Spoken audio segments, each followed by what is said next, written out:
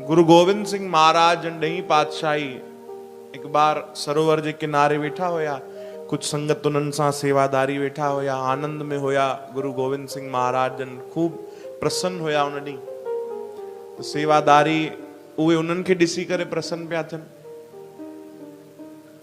केॾो सुंदर भाव हूंदो सेवक ऐं गुरुअ जो कि गुरु ख़ुशि आहिनि, प्रसन्न आहिनि, त सेवक ॾिसी ॾिसी प्रसन्न पिया थियनि।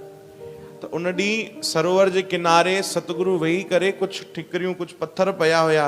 उन्हनि मां हिकिड़ो पत्थर खयूं ऐं ईअं गेंद वांगुरु हुन सां खेॾण लॻा। बार बार मथे उछलनि, वरी हुनखे पकड़े वठनि, वरी मथे उछलनि, वरी पकड़े वठनि। 8-10 दफ़ा ईअं थियो। सेवक ॾिसनि कि वाह, अलॻि ई आनंद में आहिनि, सतगुरु कोई नई लीला कंदा हूंदा। बार बार मथे उछलनि, वरी हुनखे पकड़े वठनि, वरी उछलनि, वरी पकड़े वठनि। सेवादारनि खे चयो, भाई ध्यान सां ॾिसो था? चयूं, जी साईं ॾिसूं था। चयो, हा ध्यान सां ॾिसजो भाई। वरी 2-3 बार उछालियूं, वरी पकड़ियूं, हिकु बार जोर सां उछाले करे छॾे छॾियूं।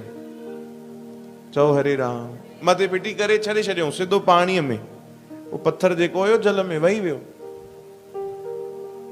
सेवादारी जेके हुया उहो ॿियो पत्थर खणी आणे ॾिनऊं। चयो, न खपे भैया, बसि। छा सम्झो तव्हां? छा सम्झो? हाणे हिन में वीचारा छा सम्झनि उहे? चओ हरे राम। चयो, साईं कुछ सम्झ में न आयो। चई, न थोड़ो ध्यान रखो। जेको असां हिनमहिल कयोसीं, तव्हां हुन सां छा शिक्षा वरिती, छा सम्झो? हिकिड़ो सेवादारी आयो। चई, साईं मां ॾिठो पंहिंजे अखियुनि सां पत्थर जेको आहे ॿुॾी वियो। छो ॿुॾियो भाई? चई, साईं भारी हूंदो आहे, पत्थर में वजन हूंदो आहे, त ॿुॾी वियो। चयूं, न इहो बि सही जवाबु कोन्हे। ॿिए खां पुछऊं त ॿिए जो बि जवाबु सम्झ में न आयो। 3 खां पुछऊं। हिकिड़ो कोई ॾाढो प्रेमी हुयो, शायदि भाई दयाल सिंह हुया उन्हनि सां गॾु। उन्हनि खां पुछऊं, हा भाई तूं ॿुधाए, तूं हिनमहिल छा नज़ारो ॾिठो? हे पत्थर ॿुॾी कीअं वियो? नज़रूं हेठि, अखियुनि में आंसू, हथ जोड़े करे सेवक चवण लॻो, साईं इन जो केवल हिकिड़ो ई कारण आहे। कहिड़ो? छो जो तव्हां हुनखे न पकड़ियो। चओ हरे राम। तव्हां हुनखे छॾियो, तॾहिं किरी पियो, तॾहिं ॿुॾी वियो। ॿियो कोई कारण आहे ई कोन।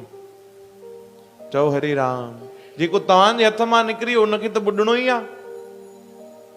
इहो जवाबु जेॾी महिल सभिनीनि ॿुधियो, चयूं भाई असांजी मती त एॾो कमु न कई, उन त अहिड़ो जवाबु सोचियो बि न। सतगुरु मुस्कुराइण लॻा। चयूं, हा भाई बराबरि। जवाबु एतिरो सो ई आहे कि अगरि असां पंहिंजे सतगुरनि जे हथ मां, प्रभुअ जे डोर मां निकिरी वियासीं त पोइ हिन भवसागर में ॿुॾी वेंदासीं।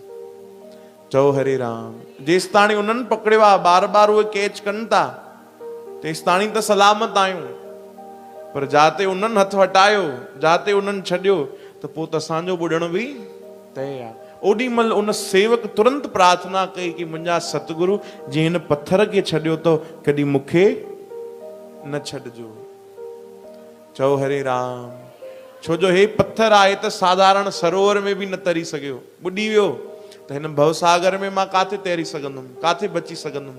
तव्हां पकड़े रखिजो।